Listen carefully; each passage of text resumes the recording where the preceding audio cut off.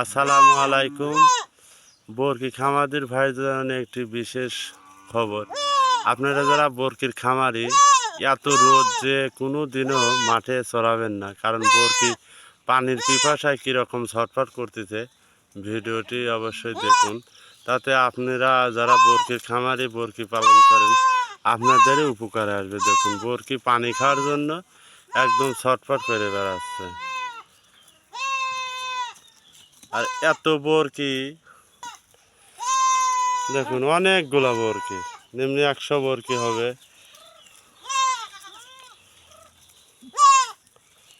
প্রায় 100 বরকি হবে। এখানে দুইজন খামারির বরকি আছে। বরকি বড় বড়গুলি গলায় দড়ি দিয়ে মাঠে রাখি চলে গেছে, আর বাচ্চাগুলো কি হাতফাত করতেছে পানির পিপাসায়। তো এখানে একটু পানি ছিল কলসিতে, আমরা খাওয়ার জন্য আনছিলাম। তো সেইটুক পানিটি দেখুন মুখ পড়ায় শেষ করেছে। এতগুলা বরকি, অনেকগুলা বরকি।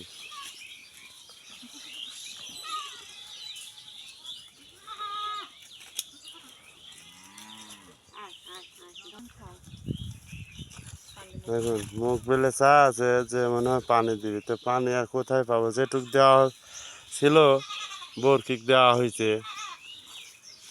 প্রত্যেকটা বরকি পানি খাওয়ার জন্য ছটফট করতেছে। এই দেখুন, কিন্তু কলসিতেও পানি নেই। যেটুক ছিল মগে দেওয়া হয়েছে, এখন হাড়ির কাছে যা জড়ো হচ্ছে। কি উপায় দেখুন, প্রচণ্ড খরা, এই দেখুন প্রচণ্ড খরা, ধুধু করতেছে মাঠে, এত পরিমাণ খরা।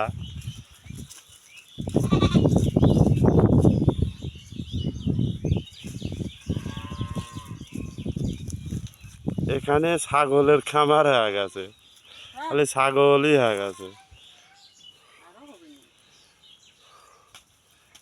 খরায় ছাগল খালি মগের কাছে ছুটে ছুটে আসতেছে, কিন্তু মগে নেই পানি। আরে আল্লাহ, যেটুক পানি ছিল দেওয়া হয়েছে, তো এতগুলো ছাগলের কাছে সম্ভব এই এক মগে পানি?